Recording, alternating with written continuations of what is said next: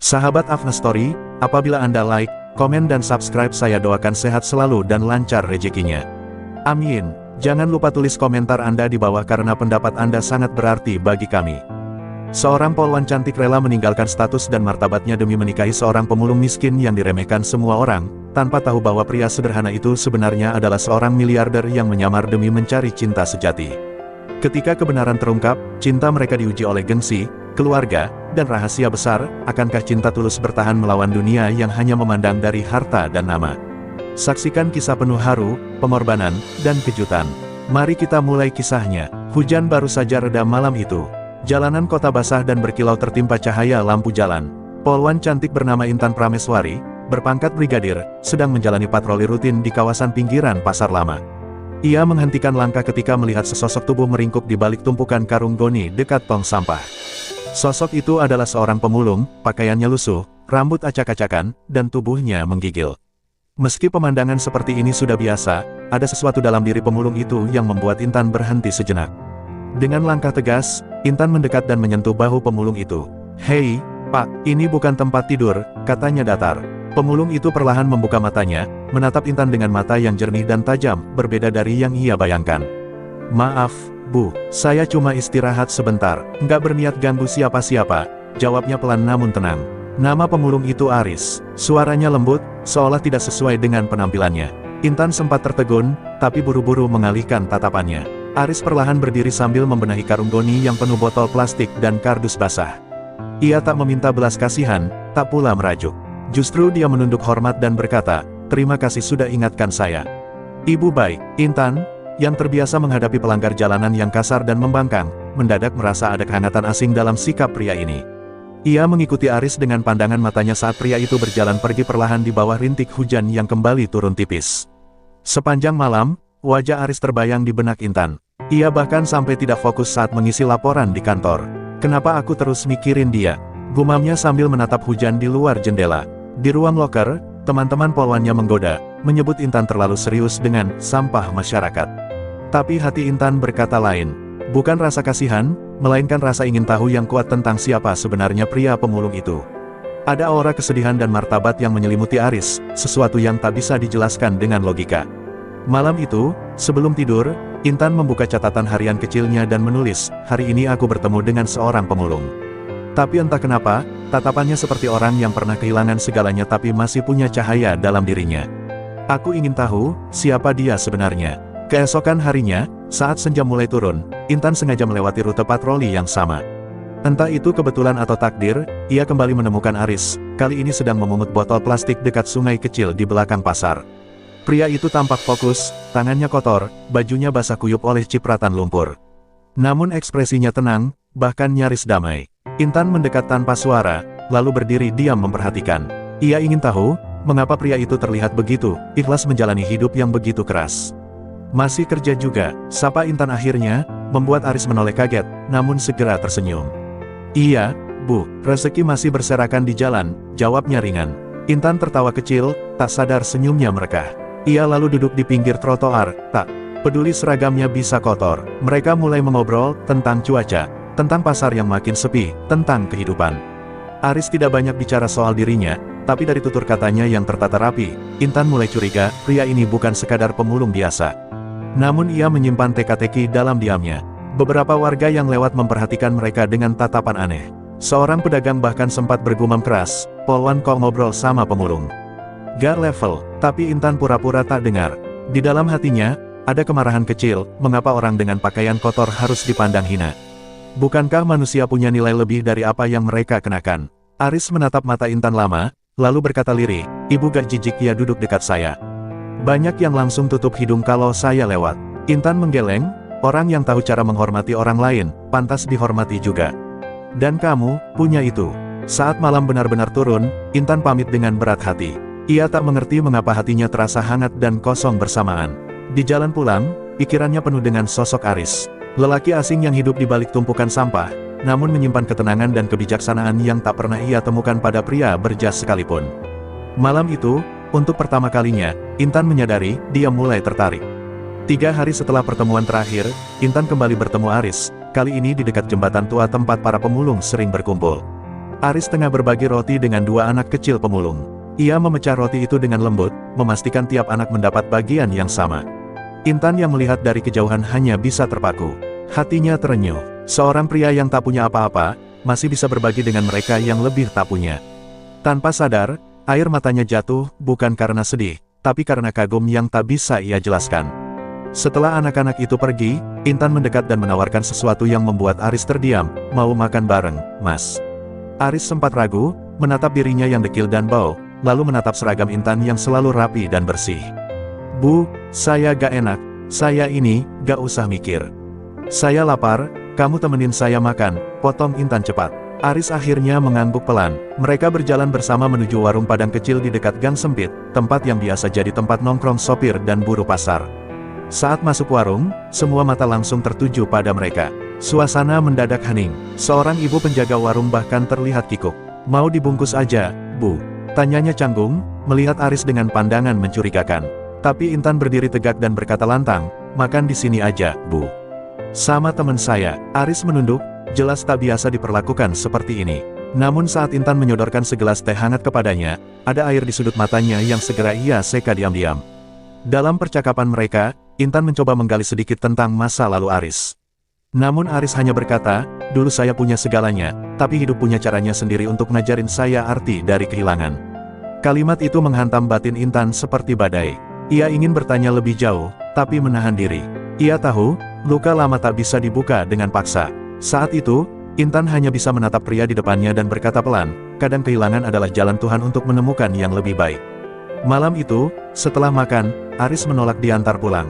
Ia hanya tersenyum dan berkata, terima kasih sudah memperlakukan saya seperti manusia. Kata-kata sederhana itu menghujam perasaan Intan dalam-dalam. Ia sadar, pria ini bukan cuma mengajarinya tentang ketulusan, tapi juga membuatnya bertanya pada dirinya sendiri, berapa banyak orang yang sudah ia abaikan hanya karena penampilan mereka. Dan lebih dari itu, ia mulai takut hatinya mulai benar-benar jatuh pada pria yang mungkin tak bisa ia miliki. Keesokan harinya di kantor Polres, suasana mendadak ramai saat foto Intan dan Aris sedang makan di warung viral di media sosial. Salah satu rekan polisi memamerkan foto itu di grup WhatsApp kantor. Wah, Brigadir Intan sekarang dekat sama pemulungnya, ujar salah satu seniornya dengan nada setengah mencemooh. Intan yang baru masuk ruangan langsung menjadi pusat perhatian. Beberapa tertawa mengejek, yang lain berbisik-bisik, dan atasan langsung memanggilnya ke ruang kerja. Kamu harus hati-hati, Intan. Nama baik institusi dipertaruhkan kalau kamu bergaul dengan sembarang orang, tegas Komandan Darto, wajahnya serius. Intan pulang dengan hati yang sesak. Di rumah, ia disambut ibunya yang wajahnya sudah kusut penuh kekecewaan. Ternyata, seorang tetangga telah mengirimkan video viral itu ke grup pengajian RT. Kamu itu perempuan, polisi lagi, masa mau bergaul sama pemulung jorok? Apa kamu sudah hilang akal? Bentak sang ibu. Ayah Intan hanya diam, menatap putrinya dengan sorot tajam yang membuat Intan merasa seperti gadis kecil yang bersalah. Tapi di dalam hatinya, ia justru merasa sebaliknya, bahwa untuk pertama kalinya, ia sedang mengambil keputusan yang benar meski tak dimengerti siapapun. Beberapa hari kemudian, Intan tidak bertemu Aris di tempat biasa. Ia mencarinya hingga ke pasar dan kolong jembatan, tapi tak ada jejak. Hatinya cemas. Ia bertanya ke beberapa pemulung, tapi mereka hanya menggeleng. Ketika akhirnya ia menemukannya, Aris sedang duduk diam di tepi kali, menatap air yang keruh. Kenapa kamu menghindar? Tanya Intan tajam. Aris menatapnya lama, lalu berkata, karena saya bukan siapa-siapa, Bu. Saya gak mau bikin hidup ibu rusak. Mata Aris berkaca-kaca. Saya lihat berita itu. Saya gak marah. Tapi saya sadar, saya hanya beban. Intan mendekat, menggenggam tangan Aris. Dengar ya, Mas, kalau saya peduli soal omongan orang, saya gak akan duduk makan sama kamu sejak awal. Saya tahu siapa kamu sekarang, dan itu cukup. Aris tampak terpukul, tidak percaya bahwa ada seseorang yang masih bertahan setelah semua hujatan itu. Namun ia tetap menatap Intan penuh keraguan. Tapi, kamu yakin, dunia kamu dan dunia saya beda, Intan? Kalimat itu menggantung di udara, seolah ujian mereka baru dimulai. Dan disinilah cinta diuji, bukan oleh perasaan, tapi oleh keberanian untuk melawan semua yang merendahkan. Malam itu, Intan kembali menulis di buku hariannya. Hari ini aku marah, bukan pada orang lain, tapi pada dunia yang terlalu cepat menilai. Tapi aku juga bersyukur, karena cinta sejati tidak tumbuh di tempat yang aman, melainkan di medan yang penuh luka dan tantangan. Aku siap berdiri di sampingnya, apapun yang terjadi. Hari itu hujan turun sejak siang, mengguyur kota dengan derasnya. Intan baru saja selesai berdinas dan memilih berjalan kaki menyusuri jalanan lengang, berharap bisa menjernihkan pikirannya. Di tengah gerimis yang menyejukkan, ia melihat sosok Aris berdiri menunggunya di bawah pohon tua dekat halte lama, tempat pertama kali mereka berbincang. Bajunya basah, tangannya memegang sesuatu yang dibungkus kain lusuh. Hatinya langsung bergetar. Aris menatapnya dengan mata yang tak biasa, penuh tekad, meski ada kegugupan terselip di sana. Tanpa banyak kata, Aris berlutut di depan Intan. Tangannya gemetar membuka bungkus kain itu, menampilkan sebuah cincin yang terbuat dari kawat dan pecahan kaca warna biru, dibentuk seadanya namun dengan ketulusan luar biasa. Aku tahu aku bukan siapa-siapa. Aku tahu kamu bisa punya siapapun.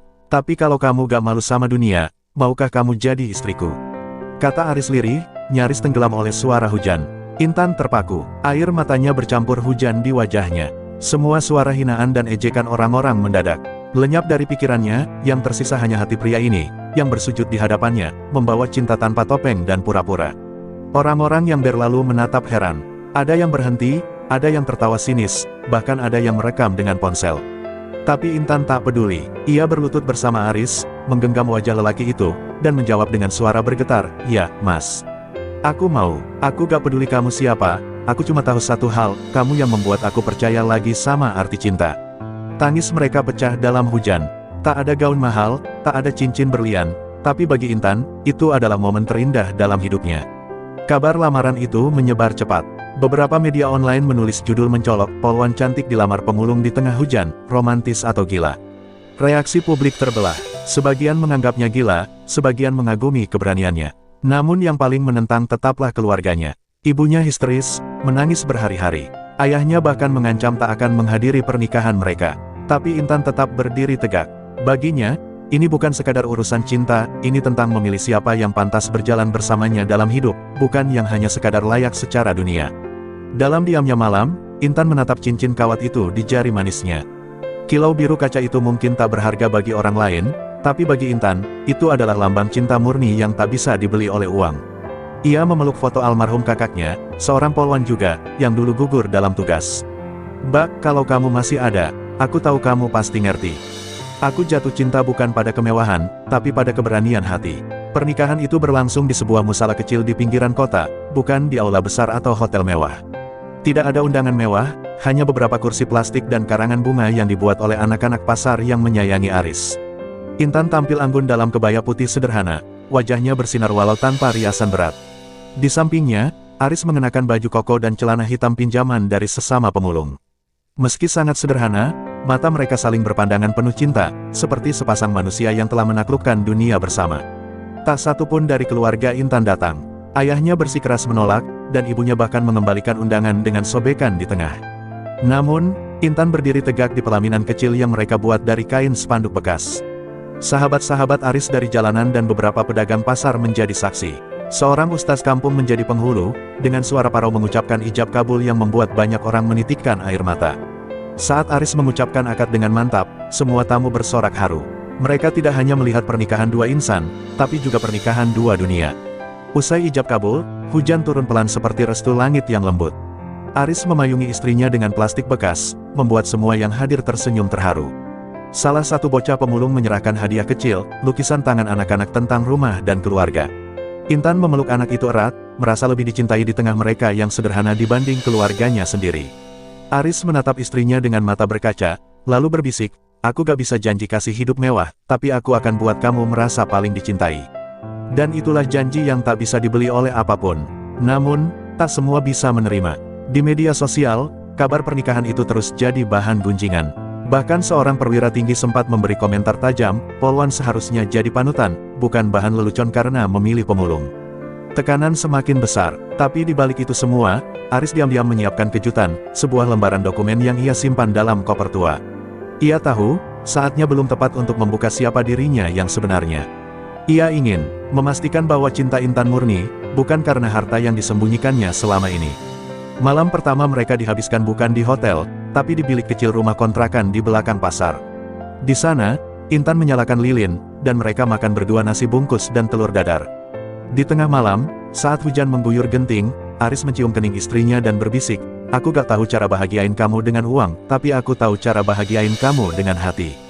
Dan malam itu, cinta mereka tumbuh sempurna, bukan dari apa yang mereka punya, tapi dari apa yang mereka rela berikan.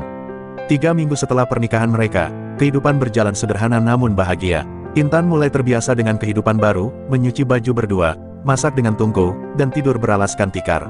Tapi satu hal yang selalu mengganjal pikirannya, Aris sering pergi pagi-pagi buta dan pulang malam tanpa membawa hasil pungutan. Suatu hari, rasa penasaran itu memuncak. Saat Aris tertidur lelap karena kelelahan, Intan memberanikan diri membuka koper tua yang selalu dikunci rapat dan dibawanya kemanapun. Tangannya gemetar saat menemukan map berisi sertifikat tanah, rekening bank, dan sejumlah dokumen perusahaan. Intan tertegun. Nama Aris tertera sebagai pemilik tunggal dari beberapa aset bernilai miliaran rupiah, termasuk saham di perusahaan properti besar di Jakarta. Jantungnya berdegup tak karuan. Di balik lembaran itu, ia juga menemukan artikel lama yang menunjukkan foto Aris berdasi, berdiri di atas panggung penghargaan sebagai Pengusaha Muda Inspiratif 2019. Air matanya menetes. Semua ini, semua kemiskinan dan penderitaan, ternyata pilihan. Aris bukan pemulung biasa, ia adalah seseorang yang menyamar, mungkin demi alasan yang tak pernah Intan bayangkan. Saat pagi datang, Intan duduk diam menatap Aris yang baru pulang. Tanpa basa-basi, ia menatap suaminya dalam-dalam. "Mas, siapa kamu sebenarnya?" Aris terdiam, tubuhnya kaku. Ia menarik napas dalam, lalu duduk di samping Intan. "Aku memang Aris, tapi aku juga bukan seperti yang kamu kenal. Dulu aku kaya, punya segalanya. Tapi saat ayahku meninggal dan keluarga berebut warisan, aku muak. Aku ingin tahu rasanya hidup sebagai manusia biasa, tanpa uang, tanpa nama besar. Dan saat aku jatuh, aku ketemu kamu." Intan menangis. "Kenapa gak jujur dari awal? Kamu kira aku butuh harta?" Aris memegang tangan istrinya dengan penuh kelembutan. "Justru karena aku tahu kamu gak butuh itu, aku yakin kamu mencintaiku karena aku, bukan karena rekeningku." Intan menunduk, hatinya campur aduk.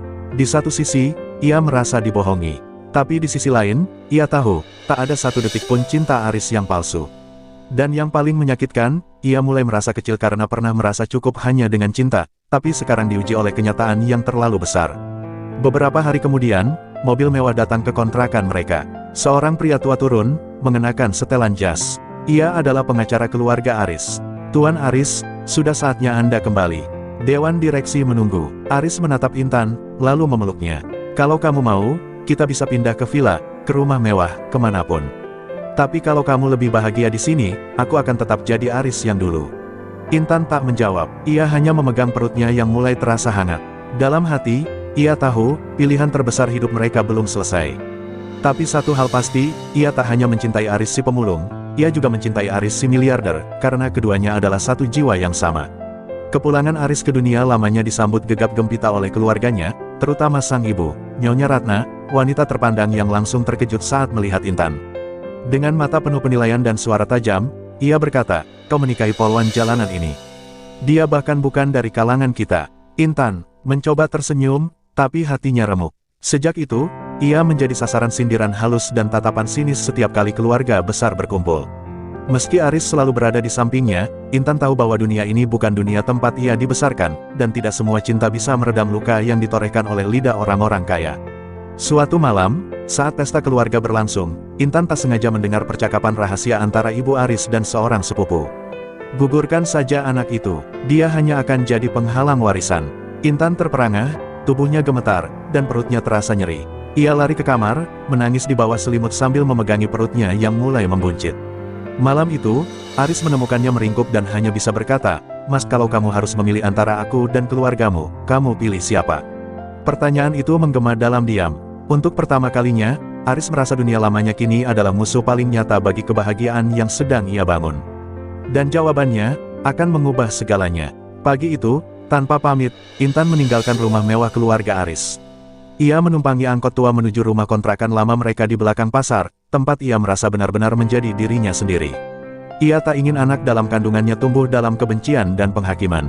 Dalam surat singkat yang ditinggalkannya untuk Aris, ia menulis, "Aku pergi bukan karena tak cinta, tapi karena aku ingin anak kita lahir di tempat yang penuh ketulusan, bukan di antara orang-orang yang menganggapnya aib." Tangis Aris pecah saat membaca surat itu. Ia merasa terlambat, terlalu banyak ia diam demi menjaga kedamaian, padahal istrinya justru terluka dalam kesunyian. Berhari-hari Aris mencarinya. Ia menyamar lagi seperti dulu, menjelajah lorong pasar, menanyai para pemulung dan pedagang. Sampai akhirnya, Di suatu sore yang basah oleh gerimis, ia melihat Intan duduk di teras rumah kontrakan, memegang perutnya yang kian membesar, wajahnya pucat namun damai. Tanpa berkata apa-apa, Aris berlutut di hadapannya, memeluk perut itu dan menangis dalam diam. Intan hanya berbisik lirih, kalau kamu masih mau jadi suami dan ayah, bukan pewaris dan pewaris. Aris mengangguk kuat, seolah melemparkan seluruh dunia lamanya ke belakang. Dalam genggaman tangan mereka yang kembali erat, cinta itu tak hanya bertahan, tapi semakin kuat, karena telah teruji oleh luka dan pengorbanan. Hari itu langit tampak cerah, tapi tubuh Intan justru mulai melemah. Kandungannya sudah memasuki bulan ke-9, dan rasa sakit mulai datang lebih sering. Aris yang kini menolak kembali ke rumah mewah keluarganya, siaga di samping sang istri setiap waktu. Mereka kembali hidup sederhana, namun justru terasa damai. Di balik dinding kontrakan yang mulai retak, cinta mereka tumbuh lebih kuat dari apapun. Namun sore itu, Intan mendadak menggigil dan mengeluh sakit yang tak tertahankan. Aris panik, menggendongnya dengan penuh gentar, berlari ke puskesmas terdekat tanpa peduli kerumunan yang menatap heran. Di ruang bersalin sederhana, Intan berjuang di antara hidup dan mati. Aris menggenggam tangannya erat, membisikkan doa-doa yang dulu diajarkan ibunya ketika ia masih kecil. Air mata terus mengalir di pipinya, tak mampu membayangkan dunia tanpa wanita yang sudah mengubah hidupnya. Ketika tangisan bayi pecah, seluruh ruangan menjadi sunyi. Perawat menyerahkan bayi perempuan mungil ke dada Intan yang sudah lemah namun tersenyum lega. Aris mencium kening keduanya, sambil berjanji dalam hati, takkan pernah lagi aku biarkan kalian disakiti oleh dunia. Beberapa hari kemudian, kabar kelahiran anak Aris sampai ke telinga keluarganya. Untuk pertama kalinya, Nyonya Ratna datang, membawa boneka dan air mata. Ia melihat cucunya, begitu mungil dan polos, dan hancur oleh rasa bersalah. Di hadapan Intan, ia berlutut dan berkata lirih, "Maafkan aku, ternyata kamu lebih mulia dari semua wanita yang pernah kudambakan untuk anakku." Intan tak langsung menjawab, ia hanya menyerahkan cucu itu ke pelukan neneknya, dan dalam diam, semua luka perlahan mulai sembuh.